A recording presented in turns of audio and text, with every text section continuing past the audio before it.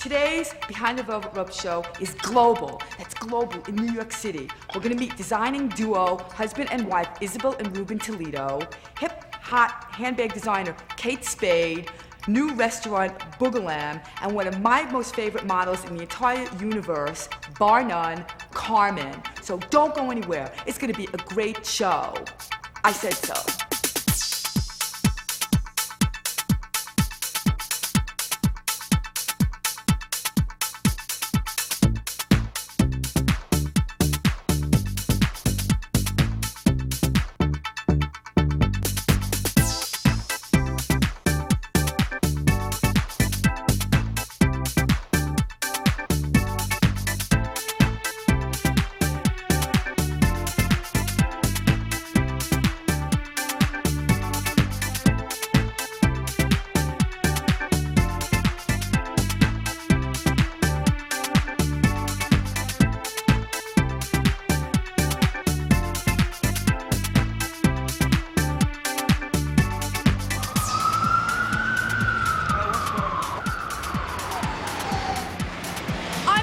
On 27th and 7th, one of the hippest corners in New York City, because the museum at FIT is located right here. We're gonna go inside and meet designing duo Isabel and Ruben Toledo, whose work I love, and you will too. So let's go meet them.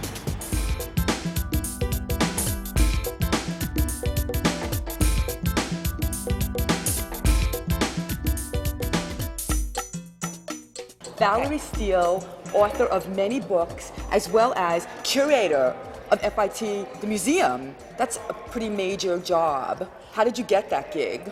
Well, I've been writing about fashion for about 15 years. So I did 6 books, and then I taught at FIT. And a year ago, I became chief curator at FIT. Now, what were you teaching to begin with? I was teaching fashion history. So actually, my students had been familiar with Isabel Toledo's work, and I'd written about her in my 3rd book, Women of Fashion. So I've been a big fan of hers for a long time. How did they come to you or you went to them? No, we went to them. We pitched the idea of doing this, and then serendipitously it turned out that they were doing the book with Stephen Gann, and so that we were able to work that together into the exhibition.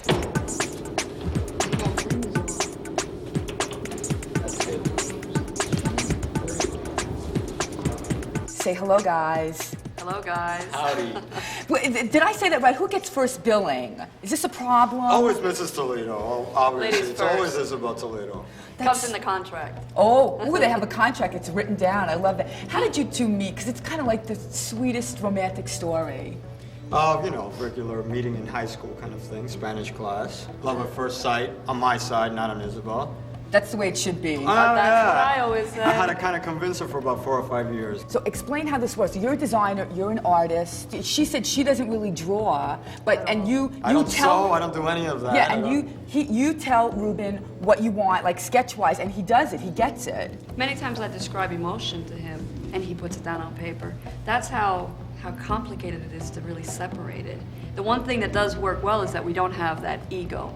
So Well, we have a respect for what each Yeah. other does, even though, again, we're coming from completely 2 different angles. Yeah, 2 different opinions, 2 different aesthetics, but it works, that wrongness. Like Isabel says, she's a seamstress. She hates to be called a designer. She loves the craft of sewing, she loves patterns, but then at the same time, she loves art, she loves having a vision. But once the clothes are made, they're definitely a product. You've got to be able to dish out money and buy those things. It's not art. You don't they have put it a on the wall. service. They absolutely have a service. You have to wear clothes. But you're more than a seamstress. I mean, when you look at at a Toledo garment, it's beyond. It's like it is a work of art. Why do you consider yourself more of a seamstress? Maybe I would say the beginning thought is from the technical. So that's my seamstress side.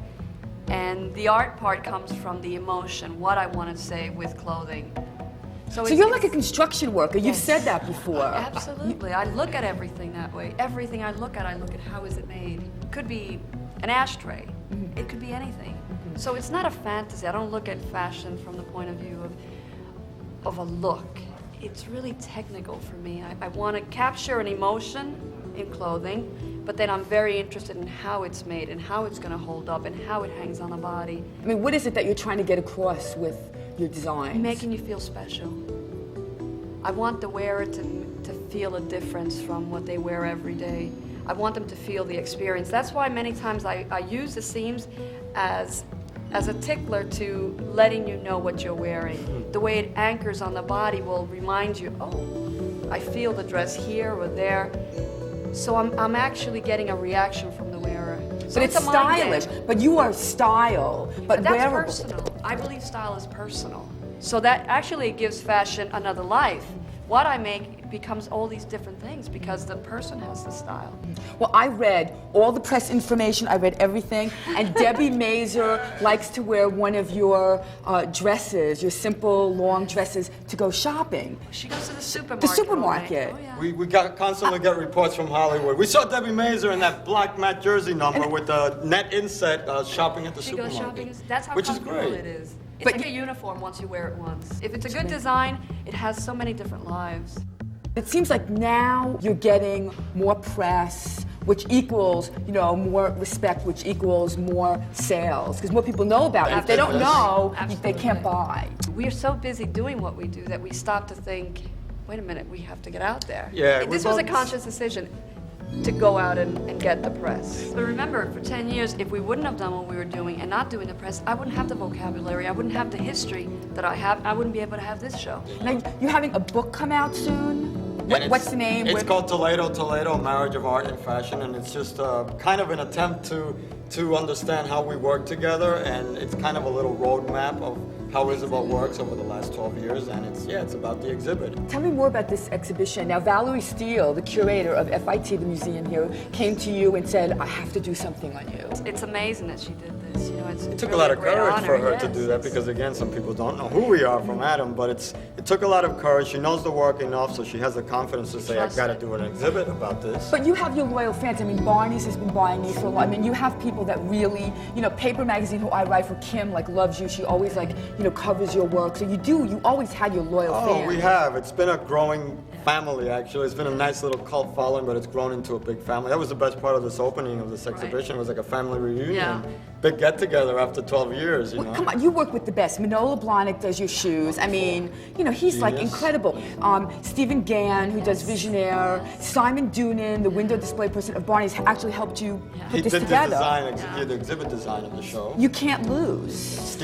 How do you learn how to delegate responsibility? Isabel has got such a respect for artists that she'll pick an artist, say a Danilo or Manola Blahnik or whoever she's going to collaborate with. She explains where she's coming from, and they feel like it's even beyond language. It's kind of like ESP thing. They share this feeling, and then she lets them go to town. It's working together. You respect the other person, so you know that what they're going to advise, you have to take into consideration because it's important. It's very valid. And you know what? Talent is rare. We know that. We know talent is rare, so when we see it, we know it. Right. And And how you can let you it go be wrong? free. You let it be free, and you let it blossom into what it wants to blossom into. I think today we're in a world that everybody wants to control the whole image. It's one point of view. That's why I think we work with people that are great. I want them to give me their input. And their best, so it's Yes. total freedom, and how can you go wrong again? Well, controlling your image also, or whatever, or your creativity, is another reason why you're opening up a store. This way you can totally... And actually, in a store, they've already edited what they're going to be showing, so it's not the whole collection. It's only the pieces that they feel they have a customer for, which is business. So my part is to take the risk and also put the pieces that don't get the exposure and that the buyers don't buy. I love your mannequins. They're like a bumblebee, but like a person with a big butt. They're like Victorian. Like what? I don't know. Like where do you get these images? They're really cool. It's sculpture that they're all inspired by Isabel, of course. All about body language, how she stands, what mood she's in. Does she feel very like this, or does she feel very matronly, or does she feel very aggressive, or is it very timid? Those are all in there, all those messages, and I think all those messages are in her clothes as well. It affects fashion the way you stand. You start with your shoes. Is it a high heel? Is it a low heel? That'll dictate all the way up So what you you're start with wearing. the shoe? I do. When I'm going to get dressed, I start with the shoe. Fascinating. Wow. See, I don't. I just pick the dress, and then I'm like, okay, what shoe goes with this dress? And then I have to like figure it out. See, I go with my posture, how I want to stand. I never even. If I'm in a relaxed mood, if I'm... On a tippy-toe mood, or she's very much into this body language thing too. You know, Isabel is costuming Twyla Tharp's next dance piece, which is a Cuban ballet. Awesome. And just to watch them work together between costume and dance, the energy is unbelievable. Yeah, it's unbelievable. When is your store opening? That opens in April, so it's That's right around the soon. corner, Oh, really yes. right around the Oh, corner. yes. And it's on 30th and 5th. Yeah, 30th and 277. 5th. Isabel and Ruben Toledo store. Go shopping, bring your plastic. Tell them Lauren sent you.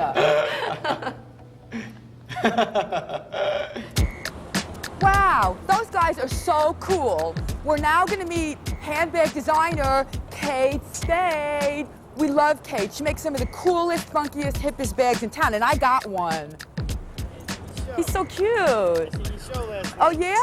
We just were in there talking to Isabel Toledo. Who's this? That's Bullet. Bullet. Does Bullet like fashion? Bullet's been in like 3 hip-hop videos. Whoa. Large. He's living large. Does he make a good salary doing this? Yep, plenty of Ukanuba and Mighty Dog. Yukonuba and Mighty Dog is where it's at. Hey, Bullet. Bullet. Bullet. Who's that? Who's that? Who's that? I think Bullet likes fashion. Take care. Nice to meet you.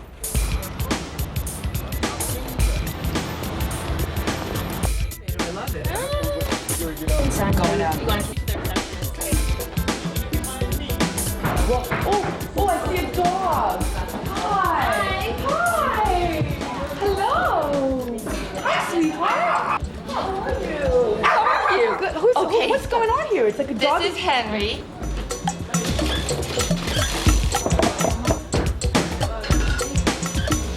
When I first met you, I had seen some of your bags. Like, oh, there's a Kate Spade, there's a Kate Spade. And now everywhere I go, I'm in the stall going to the toilet, and I see on the floor is a bag, Kate Spade. I mean, it wasn't mine. I was ready to like snatch it. Snatch it? Your bags are everywhere. What do you think the reason for that is? We offer a lot of different things, so it's not really one particular person that's wearing it. I mean, we do the herringbone in pink or something. That might be for someone, but someone else would prefer the charcoal gray. I mean, we really kind of Your shape, account for different moods. you're just so whimsical. You know, you gave me recently, which I worship you, I love you. She sent me a Kate Spade bag for, I guess, Christmas. Yep. But the best, a National Geographic subscription. fun? You know what? I put down my Vogue, sorry Vogue. I put down my Bazaar, sorry Bazaar, my That Elle, was the whatever. point. You know what? And I'm so into this magazine. Like, you just are one step ahead, it seems, in thanks. fashion. Like, I don't know why it's fashionable, but I think National Geographic is. So it's a I'm great glad you liked it. I loved it. I was like, I've been reading it and I can't wait. I check my mailbox every day. Where's my National Geographic? God forbid somebody steals it, like they do my New York Times. Heads are Get it. gonna roll. I want to take a walk around because this place Okay. is huge and just see, like, you know, the different areas and what your factory workers Okay. do and how hard they work. They work. Oh, Because yes. She carries a whip. Okay, Yeah. I've seen her. She looks They actually really whip sweet. me. She looks really sweet, but no. She's like, sew that faster. I said, Cut "Faster, that." damn it." You have very cute employees, Put I your have to tie tell on. you. He's cute, this one. This is Amir, and he does all of the art direction and design. Art direction and design, what does that mean when And it how comes... you would describe it? Yeah, art director. Yeah. How do you art direct a handbag? I don't get it. Oh, come on. Well, I basically get told, you know, we have these bags and, you know, here's a PR kit, you know, that we're just in the process of making, so. Now, do you oversee everything? Well, Andy really does all of this. I mean, he basically tells me to keep my nose out. I mean, unless I hate something. I see something laying here. Is this like a prototype? Yes. Oh my God. Okay, we can't show that. No. It's a bad goodbye. prototype. We didn't see that. Now, I see this girl. She's been on the phone. Is this a personal phone call? I'd like to know the same thing. Lizzie, are you on the personal phone call there? I'm talking making it for you. Oh. This is a little bit of production. It's not normally this messy, but we threw everybody into corners while they're working. This is Yeah. everything, everywhere where Kate's appeared, every magazine. See, and we just kind of have to make sure that so when I get really old, I can just pull it out and say, oh, look how fabulous I was then. Now here is the The factory. factory. Ooh. So what's going on here? These guys are sewing, they're working Yep, hard. they're sewing, they're finishing all the bags. This is how you kind of start up with the little unfinished pieces that have all been done on the table, and then they work their way around and then they become bags. They're all wearing little Kate Spade smocks. I love that.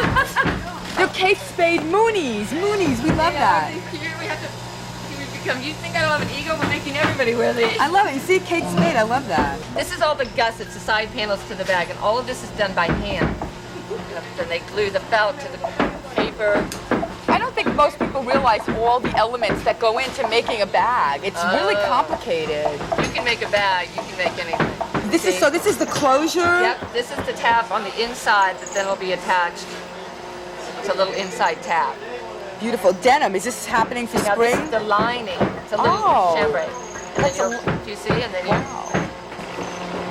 these are all the dies.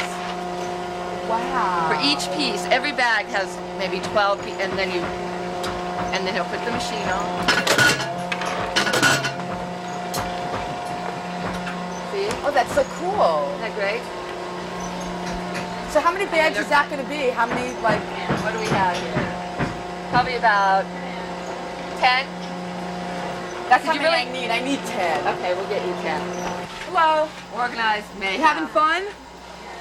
Yeah, say you love it. Is she a nice boss? Yeah. See, she is. They need a raise. Give them a raise. Exactly. All right, everybody. Take the afternoon off. Yeah, right. And everything's put into plastic bags and shipped off to... Yeah. Well, it goes into the quality checking and then shipping. Wow, this is like very exciting.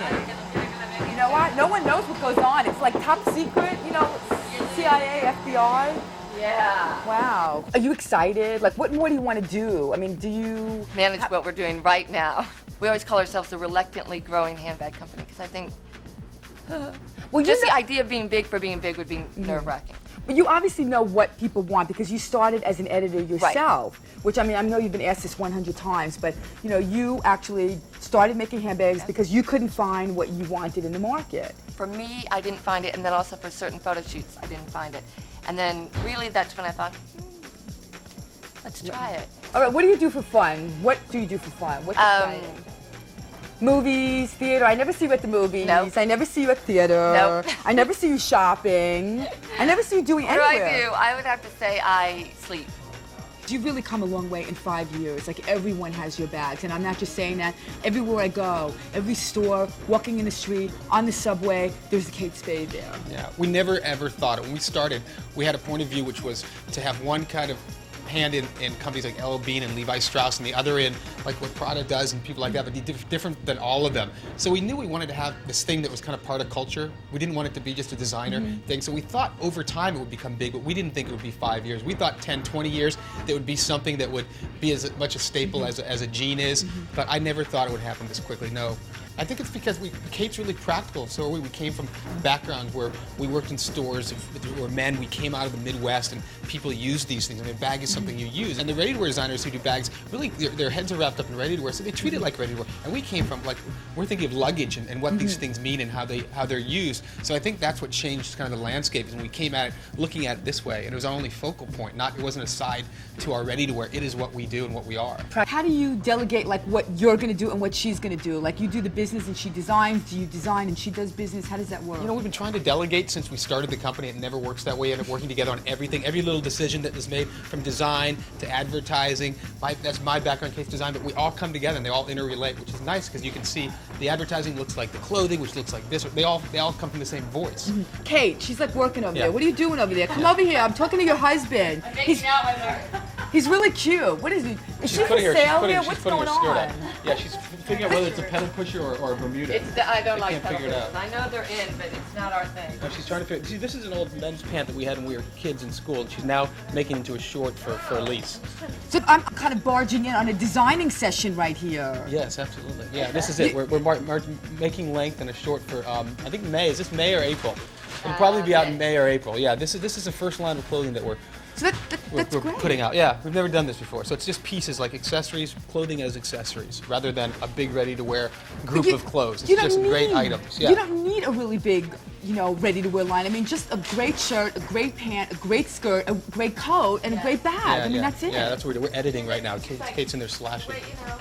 Not that we want to be a mess, but I'm saying that the idea of just simplifying it. Yeah, You know what I mean? And not. Yeah, just items that we don't think. It's exactly how we looked at it, but a lot of people were saying, you can't do it that way. I mean, that's weird. We have to have a can't fill the clothing floor. collection. The retailers can't fill their floor space, but we have to just hold on to it, which is why we only do it in our stores right now. And Barney's was able to put everything in one department, so we'll just wait until we can figure out a way to present it correctly, because we don't want to go into ready-to-wear, because there's enough of them out there. I'm going to go now and let you get back to your work, whatever. Okay. I know you worked hard. Thank you. Not as hard as my wife, but He's so I try to keep up. That's the sweetest. Well, Like, wait until you leave, you'll see what happens. Really happens someday. what happens when I leave? You'll hear a big crash, and either Kate will scream or I'll scream. You won't know who was responsible for it. And then we'll open the door and we'll smile and we'll walk out. Okay, we're not going to film that, like crashing, screaming, whatever. So Yeah, we're don't going to do just that. cut right And here. just say, I don't like Navy. You love Navy. It's very Kate Spade. Bye. I love that Kate and Andy Spade are so cute. Now we're gonna boogie down to Boogalam, this hip happening new restaurant, and meet up with someone really special. So stay tuned.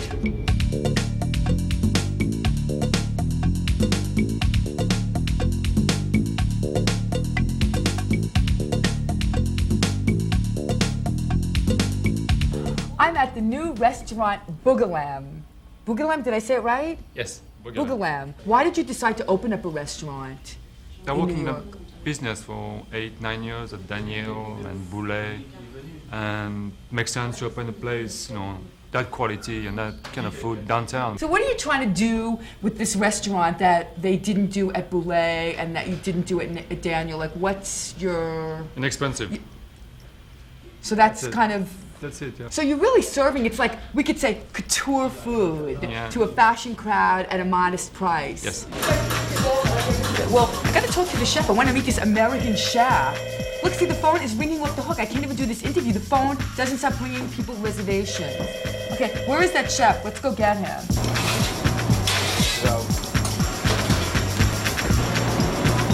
What's his name? James. James. Hey, James. James can't tear himself out of the kitchen. He's cooking up something special. We're just gonna go back and get him unless he comes out. We're waiting. You know, chefs, creative, very temperamental, so we have to be nice. Preparation time. We had to turn the camera off and we were waiting for you. Here, Sorry. take a seat. You are the chef, which means you have, sit. Which means you have kind of creative food control. Is this true? This is true. So how do you two decide like what's going to be on the menu? Krim's the boss. I listen to him.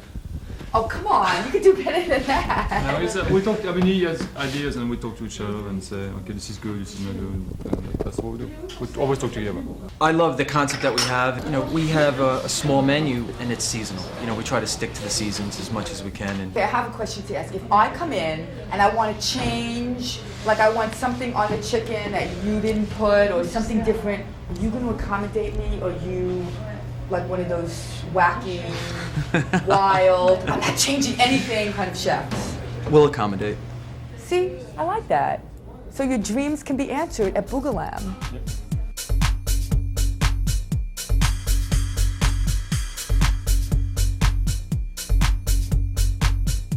I'm with supermodel Carmen.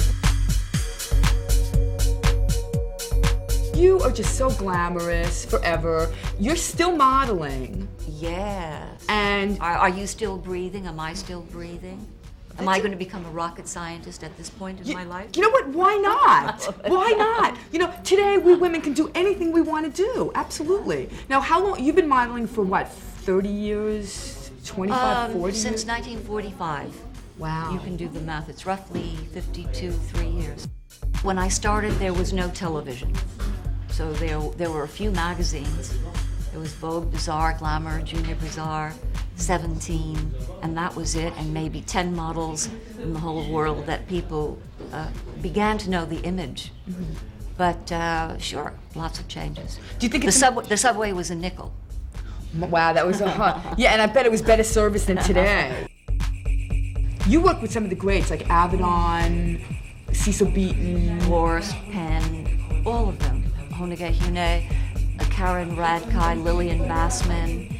I want to know what it was like to work with Avedon and all these people. Were they nice men to work with? They were, I'm glad you asked. These men were such gentlemen. It was like having wonderful surrogate family. I had wonderful brothers like Scavullo and Avedon were like big brothers, and Horst and Cecil Beaton were like uncles, surrogate fathers, and Blumenfeld, who was so wonderful. He was really such a papa to me. some of the photos back then were just brilliant. Different style, different imagination, different perception of the world around us. So, oh, that's a booking. I know, it's a booking. It's a booking for you. I think maybe it's like Macy's or somebody. I know, you do Macy's. Oh, campaign. yes, yeah. I do Macy's. I just came back from Nordstrom in Atlanta. They opened another store. I did a fashion show down there. So you're like busy, busy, busy. I've been busy. The last 3 years in particular have gotten so busy it's almost more than I can handle. Did women, female models, have a longer working life than they do today? I think it was a more intense working life because in those days, Sonny Harnett, Jean Patchett, Susie Parker, Dorian Lee, myself, included in this group of Dolores Parker was a junior, and she today is still so gorgeous. You know, she's a woman with, you know, grown-up sons. But we could all pay our rent, take care of our parents, pay insurance. We had a whole life out of the money we made modeling. You know, for all you hear about the price that models get today, it's astronomical. Very few models make enough money to sustain themselves without somebody helping their life economically, because there isn't a steady flow of money. Today? But No. there's so many more magazines. Yeah, but the girls are disposable. It's a couple of years. It's tough. So you think back then it was different, you had longevity. Yes, You can work yes, for a yes. decade. Yeah. Well, today, my pet peeve is like I look at a magazine and, you know, I'm getting older and I look at magazines and I see models that are, you know, 15, 16, 18, 20. You know, I want to see someone in their 30s, 40s, 50s, 60s, 70s if they look good because it's inspiration. There are very few people who have the imagination to redefine the lifespan in the images in fashion magazines. It's opening up a lot. You know, Grace Mirabella started very, very nicely. She used me quite a lot. She just did an interview with me recently. She's doing. That's exciting. Yes, it's very exciting.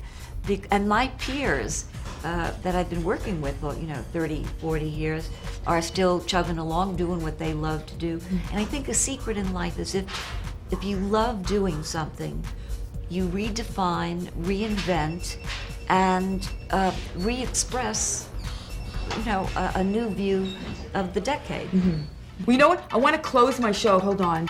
Get my fabulous champagne, and we have to toast. Gosh, I thought you would never offer me any. Champagne, it's all about, look, I'm schlepping this. Moet and Chandon, look. Wonderful. Do you like this? Moet. Fabulous. Ooh. Wow, Hit the excellent ceiling. job. Yay. Woo. Wow. How nice. This is Another show. so great. I want to thank Moet and Good Chandon. I want to thank Carmen, Isabel, and Ruben Toledo, Kate Spade for an awesome show today. And, of course, Moet and Chandon. Thanks. Good.